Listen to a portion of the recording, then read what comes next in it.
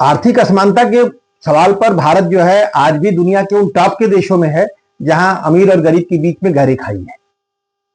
दरअसल आंकड़े बताते हैं कि भारत में जो टॉप के 10% लोग हैं वो देश की जो पूरी इनकम है उसमें लगभग 58% हिस्से पर उनका कब्जा हो जाता है हर साल।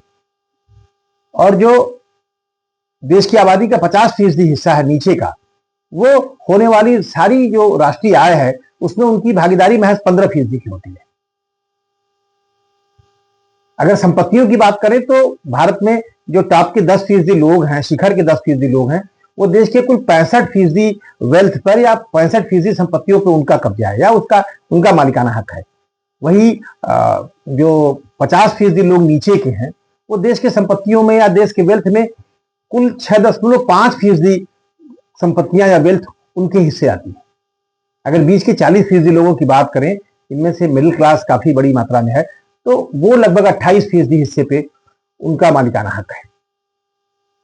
हालांकि यह रिपोर्ट कहती है कि भारत में जो है असमानता जो है या जो गैप है गरीब और अमीर के बीच में 2014 से लेकर 2024 के बीच में स्थिर रही है।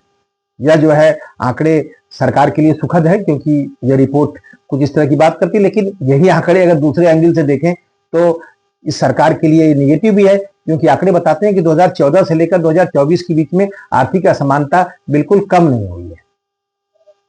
भारत में इस आर्थिक असमानता का जो इम्पैक्ट है गरीबों पे बहुत ज्यादा होता होगा और इसका सबसे बड़ा कारण यह है कि जो पर कैपिटा इनकम भारत की वो काफी कम है। भारत की पर कैपिटा इनकम जो है अगर क्रय शक्ति को एडजस्ट करके देखें तो $9,095 है सालाना पर कैपिटा इनकम माने प्रति व्यक्ति आय, जो लगभग बांग्लादेश के बराबर है। अगर देखें तो नामीबिया जैसे देश से भी नीचे है। नामीबिया में पर कैपिटा इनकम जो है प्रति व्यक्ति आय $10,000 से ऊपर है। तो आप इस बात का अंदाजा लगा सकते हैं कि भारत में गैर बराबरी तो है ही और इस गैर बराबरी का भारत में गरीब तबके पे कितना गहरा असर पड़ रहा होगा और ये कितना बड़ा चैलेंज है हमारे लिए।